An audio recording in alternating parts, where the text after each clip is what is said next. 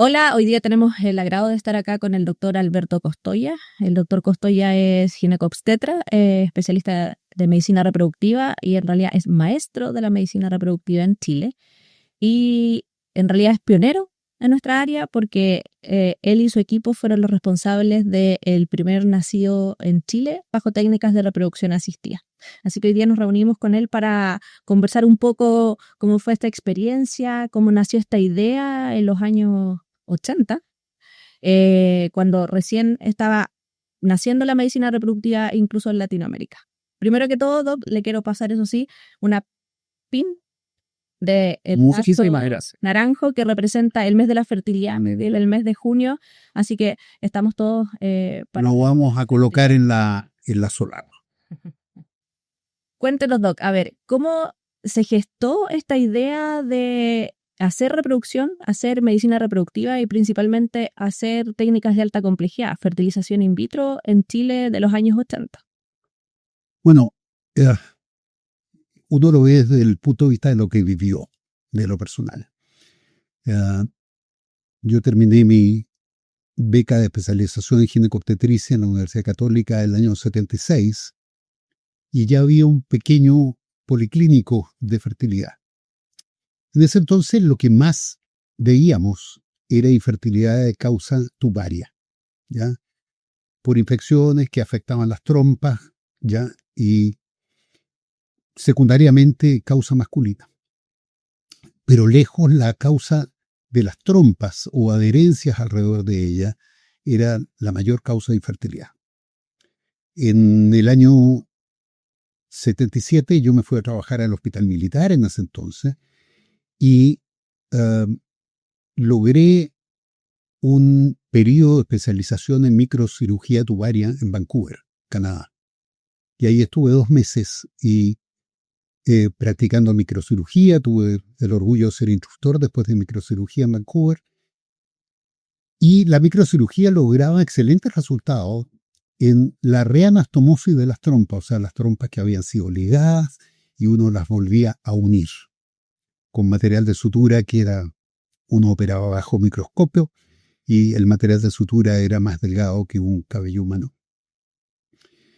Pero a pesar de todo eso, como estoy diciendo, los buenos resultados eran la recanalización de las trompas. Pero las trompas que habían sido dañadas, lo que se llama hidrosalpings, ¿ya?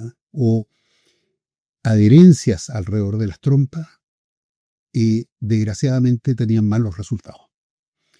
Por lo tanto, la paciente que no embarazaba, sobre todo en estas trompas de mal pronóstico, era una paciente que era definitivamente infértil.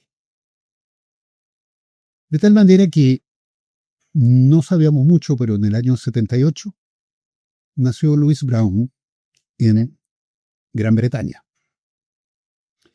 Y los pioneros, que fueron Patrick Steptoe, Robert Edwards y la John Purdy, lograron el nacimiento de Louise Brown y abrieron una ventana de crear esta trompa artificial que era la fertilización in vitro. Un lugar donde el óvulo y el espermio se juntaran y partiera un nuevo embrión que hasta ese entonces solamente era en la trompa. Y como las trompas, cuando no era posible arreglarlas y había un fracaso de la microcirugía, sobre todo en estas trompas enfermas, la idea de la fertilización in vitro nació por eso. O sea, para suplir una necesidad que estaba para aquellas mujeres que estaban fuera de todo. Porque estaban fuera de manejo. Todo tratamiento, no había tratamiento. Ya. ¿Cómo lograron interesar en realidad, porque usted trabajaba en el hospital militar, cómo logró interesar al grupo del hospital militar y que se embarcaran en esta tarea que en realidad no había ninguna experiencia en Chile y muy poca también en Latinoamérica? No había ninguna en Latinoamérica. De hecho, después se lo comentaré. Cuando sacamos el primer in vitro no había con quién conversar, no había nadie en América Latina que tuviera experiencia. Bueno, la idea nació en forma bastante específica, presentando en una reunión en el hospital militar, que era un lugar poco adecuado para empezar una cosa que debiera haber comenzado en una universidad, como investigación prácticamente. porque en diciembre del 81, se publicó, los ingleses fueron poco detallistas en publicar el cómo se hacía esto, tanto los detalles de inducción, de ovulación, como los detalles del laboratorio mismo. Sin embargo, en diciembre del 81, los australianos, el grupo de Lopata y Johnston, presentaron los detalles absolutos. Y ese mismo mes, a principio de mes, o si mal no recuerdo, a fines de noviembre de ese año, vino a Chile gente de Norfolk, de Estados Unidos, específicamente el profesor Aníbal Acosta, que era argentino de origen, que había sido invitado por otra cosa, y a mí me tocó, fíjense las casualidades, atenderlo durante su visita en que fui invitado como speaker, y ellos tenían en curso el primer embarazo en Estados Unidos, que no había nacido cuando él llegó. Y logramos muy buenas migas con él, y nos invitó al primer workshop, a la primera parte donde se juntaron los especialistas en el mundo, que eran los australianos, los británicos y los norteamericanos, en que hicieron el primer workshop por invitación. Y logramos una invitación para el primer workshop, que fue el año 82. Como los pusimos en algún evento científico de la Sociedad Chilena de Medicina Reproductiva, para nosotros en ese entonces pensar en una fertilización in vitro era como ir a la luna. Y eso no fue idea mía. El doctor José Miguel Schmidt, con el cual fuimos a Estados Unidos después, cuando yo le pregunté, oye, si lo hiciéramos, me dijo, oye, pero es como ir a la luna. ¿Ya? Bueno, ¿cómo se dio?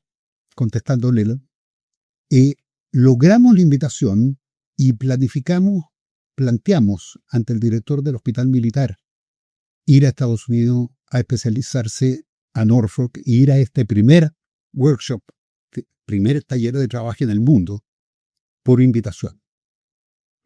Y planteamos la idea, estábamos en una institución militar, por lo tanto seguir los conductos regulares, y llegamos hasta plantearlo al vicecomandante jefe del ejército, y quien nos acogió la idea, y en breve, un mes después de haber conversado con él, fuimos autorizados y se nos pagaron los pasajes para ir a Estados Unidos y otorgarnos un dinero para comprar los elementos básicos del laboratorio.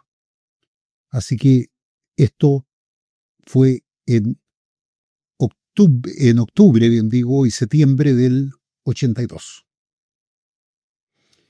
Estuvimos allá con el doctor José Miguel Schmidt y el año 83 echamos a andar el programa. El programa fue un quebradero de cabeza, ¿ya? Porque no había nada. Hay que pensar. Primero, el medio de cultivo que debía ser comprado en frasco, había que hacerlo pesando las cosas una a una, y después que estaba hecho el medio de cultivo, probarlo en embriones de ratón y lograr el desarrollo desde la fecundación, ya que los primeros signos no voy a entrar en los detalles técnicos de fertilización, pero hasta desarrollar un desarrollo embrionario, valga la redundancia, en el embrión de ratón hasta el quinto o sexto día. Ese medio cultivo tenía que dar para que eso ocurriera en embriones de ratón. Y eso se hizo curiosamente con el doctor Horacio Croxatto en la Universidad Católica, que la iglesia no estaba muy de acuerdo. Llama un poco la atención con la fertilización de otros, pero esto que tanto el doctor Schmidt, que fue a Estados Unidos conmigo, como yo mismo, éramos ex becados de la Católica y habíamos trabajado en el laboratorio del doctor Croxatto. Y la segunda cosa del medio cultivo era que había que tener espermios que lograran sobrevivir en ese medio 5 días. Por lo tanto, nos demorábamos como entre 10 días en hacer el medio, más probarlo, que lo pudiéramos usar, y por una serie de condiciones no duraba más de una semana. Así que en primer lugar el medio cultivo fue todo un cuento que además lo aprendimos de los detalles de los australianos. y después en Estados Unidos, por supuesto, y que trabajamos con Lucinda Beck, que fue la primera que tuvo el primer atlas de los embriones humanos en el mundo.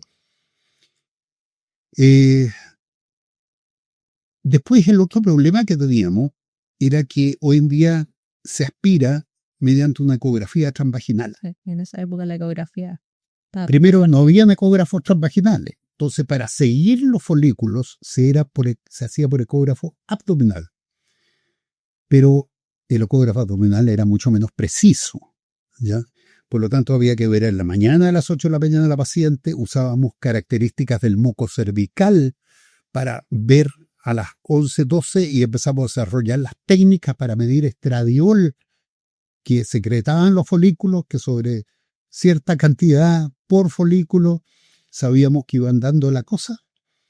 Y teníamos una reunión de inducción después a las 14 o 15 horas donde veíamos cómo seguíamos con la inducción. En segundo lugar, fuera de no tener ecógrafo transvaginal y solamente abdominal, no habían, cuando empezamos, técnicas rápidas de estradiol, así que medíamos para descartar que hubiera hormona LH comenzando, que es la que rompe el folículo y gatilla la ovulación, teníamos que medirla cada 3 horas en orina. Y cuando la detectábamos, sabíamos que teníamos que aspirar 26 horas después, entre 26 y 29 horas, a veces a las 3 de la mañana, a las 4 de la mañana. Por lo tanto, y además la aspiración, como no teníamos ecógrafo transvaginal, se hacía por la laparoscopía, que era una operación ya mayor que la aspiración que se hace hoy día por ecografía transvaginal. Y tampoco teníamos cámaras. Entonces era un laparoscopio que era como una L, que se llama Palmer-Jacobs, y uno por aquí metía la aguja, el ayudante sujetaba por otra incisión, no veía nada porque no había pantalla de cámara, sujetaba el ovario y uno pinchaba y iba aspirando. Por lo tanto, como todas las cosas, ya yo en esta misma charla, la Sociedad Chilena de Medicina Reproductiva, saqué una frase de Víctor Hugo, que dice que cuando a una idea le llega a su momento, nada ni nadie puede detenerla. Y nosotros vivimos en carne propia aquí. Eran las ganas de un equipo en un lugar inadecuado, con muchas dificultades por no ser un centro de investigación, un hospital clínico asistencial. Y de tal manera que el principal ingrediente que tuvimos para hacerlo era la gana, nada más. ¿Y cómo lograron captar a las pacientes? Porque por lo general, o sea, eran mujeres que tenían esta necesidad y lo veían a lo mejor como su única posibilidad. Está en las redes sociales o en las plataformas, está actualmente disponible la película Joy, que habla un poco la historia hasta el nacimiento de Luis Herón y muestra un poco cómo fue el reclutamiento, el scouting de las pacientes.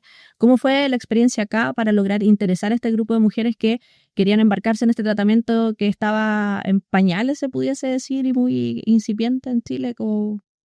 Bueno, al principio las primeras mujeres pertenecían obviamente al hospital militar y habían fracasado la microcirugía tubaria, que es lo que habíamos hablado. Y gente del hospital Fach y gente del hospital de Carabineros. Pero una vez que ya se logró el primer embarazo, tuvimos requerimientos de todas partes y tuvimos que pedir permiso especial al ejército para ingresar a esas pacientes y que prácticamente no se les cobraba nada. El equipo nuestro, el equipo médico y de los profesionales, éramos 13, entre enfermeras, bioquímicos, qué sé yo, tampoco cobraba ningún peso. Por eso le digo, doctora, que quizá las ganas eran lo más que los importante. Había otra cosa más que es súper interesante de eso. Nosotros nos pasábamos estudiando, teníamos reuniones mínimo 3 veces por semana. Y en ese entonces no había internet. Sí. Por lo tanto, todo lo que salía había que esperar que saliera un librito que se llamaba Index Médicos, en los cuales salían las publicaciones mes a mes, e ir a buscar a la biblioteca en papel la información necesaria. Entonces, cada una de esas cosas era muy difícil y además no había con quién conversar porque nadie lo hacía. Nadie lo hacía, no había... Nadie lo hacía. Yo me acuerdo que la primera vez que pude conversar con alguien fue con Elkin Lucena de Colombia, que partió muy poquito después de nosotros, y me lo topé en el primer Congreso Latinoamericano de Esterilidad, que se llamaba en ese entonces Infertilidad, en octubre del 84, donde nosotros ya teníamos nuestro embarazo con 17 semanas o 20 semanas, no me acuerdo exactamente, y él tenía un embarazo con un poco menos de semanas. Curiosamente, el niño de Colombia nació como 5 días antes que el niño chileno y por lo tanto fue el primer niño latinoamericano, pero el nuestro fue de término y el colombiano como de 33 semanas. Pero la primera publicación en América Latina es la de nuestro grupo en Chile. ¿Y ustedes siguen en contacto con la familia? Absolutamente, absolutamente. La mamá, Patricia, se transformó en una amiga de nosotros. Y el niño, Aliro, si usted recuerda, cuando me otorgaron la maestría chilena, me mandó un saludo desde Shanghái. Él es un abogado tributario hoy en día, que imagínense, nació en 1985, en enero del 85, y por lo tanto hoy en día tiene 40 años ya, y me mandó un cariñoso saludo cuando la sociedad me dio la distinción de maestro de la medicina reproductiva chilena. Así que seguimos en contacto. Él me trata de tío, por supuesto. Doc, ¿y qué le diría a las generaciones nuevas de ginecólogos y a las generaciones nuevas de especialistas en medicina reproductiva, que en realidad tenemos un camino, nuestra especialidad se ha ido complejizando, tecnologizando, hay muchas nuevas técnicas, pero en realidad la experiencia que tienen ustedes desde lo básico es algo que nosotros no hemos visto, porque para nosotros esto ya viene todo hecho. ¿Qué mensaje les darían a estas nuevas generaciones en relación a cómo proyectarnos? Sabemos que en Chile lamentablemente la tasa de natalidad está cayendo. ¿Qué rol cumplimos nosotros como especialistas para aumentar la tasa de natalidad en Chile? Si es que te llega, Marenil. Bueno, a los especialistas de medicina reproductiva, que lo esencial es la información, que uno esté informado, o sea, lea y vea. Hoy en día es tan fácil meterse a cuánta parte hay y además que aprendan a discriminar, porque no todo lo que brilla es oro, y lo que hoy día parece como un trabajo fantástico que dice que debe hacerse el camino B. De repente en 6 meses más la evidencia es que hay que hacer el camino C, o el camino A, o el camino W. Ya. Por lo tanto, aprendan a discriminar lo que sale, a sacar qué es lo básico.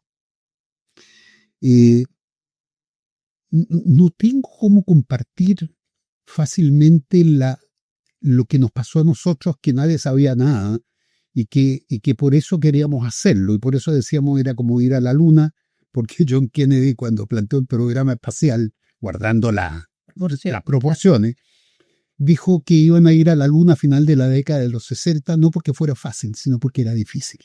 ¿Ya? Y están decididos a hacerlo.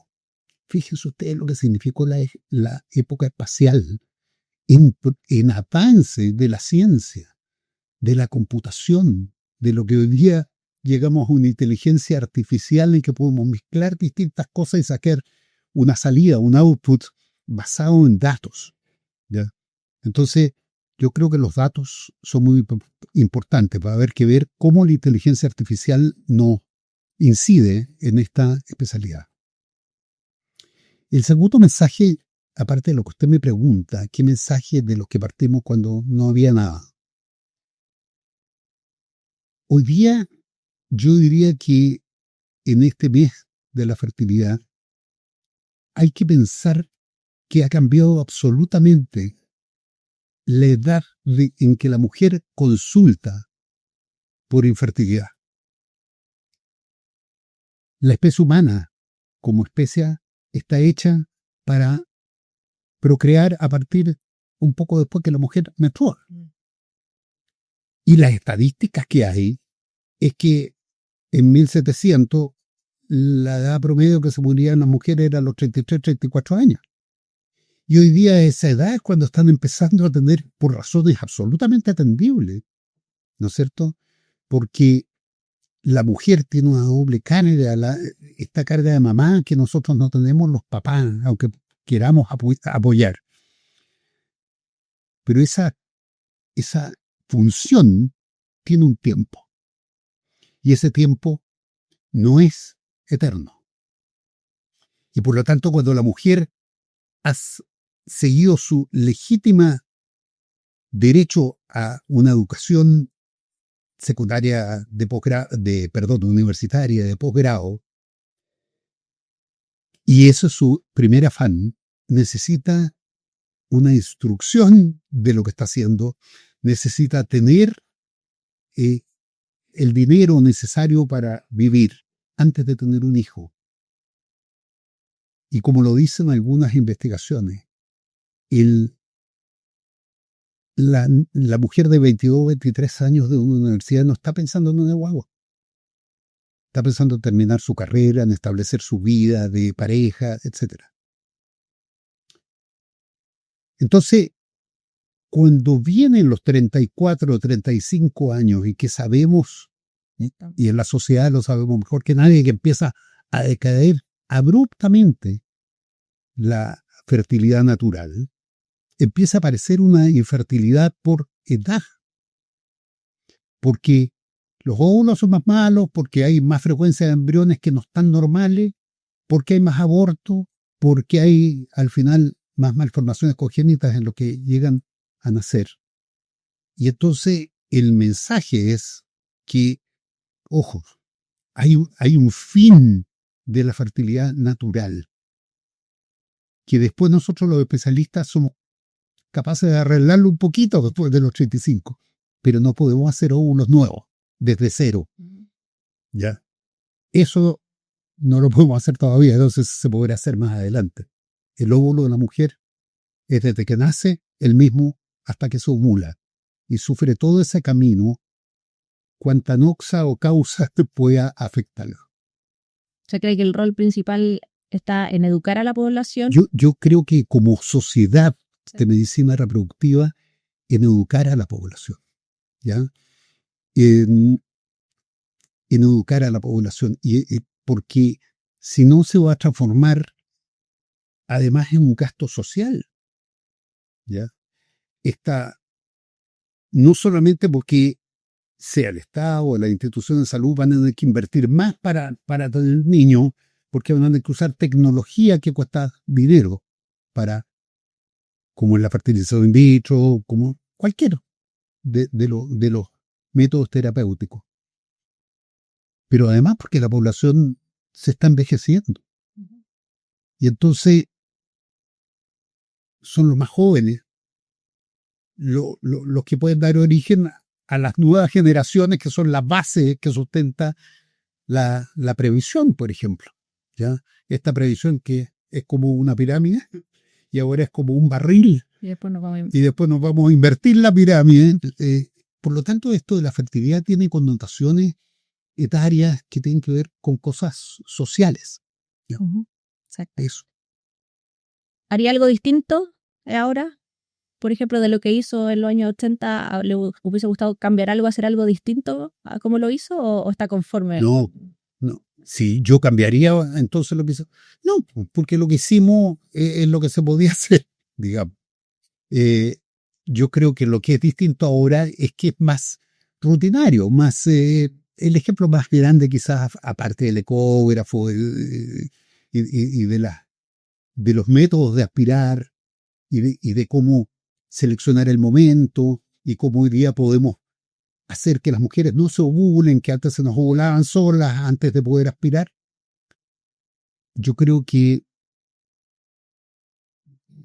son tiempos distintos. Entonces, hacer algo distinto viéndolo desde hoy día hacia atrás, no, hicimos lo que pudimos hacer, ¿ya? Y lo hicimos con ganas. Hicieron bien. Y no, nos resultó, nos resultó, pero la verdad es que cuando uno mira para atrás, uno se pregunta, diablo, ¿lo volveríamos a hacer?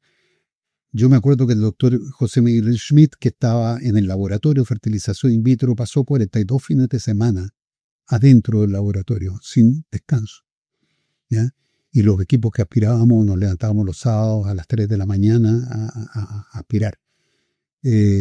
Bueno, gracias a Dios eso hoy día puede ser conducido de una manera mucho más humana, digamos, humana en el sentido del estrés que producía toda esa cosa.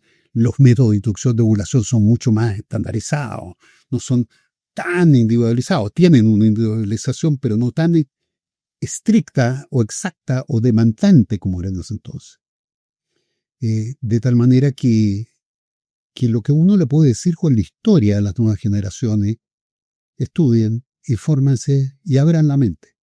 ¿Ya? Esto que hoy día puede decir a lo mejor una brutalidad, de que el óvulo tiene una vida definida y va a durar los 35 años bien fértil, que en realidad son menos, porque desde los 18 a los 35, a lo mejor el día de mañana encontramos cómo hacer que ese óvulo siga siendo más fertilizable normalmente, entre comillas, en el tiempo.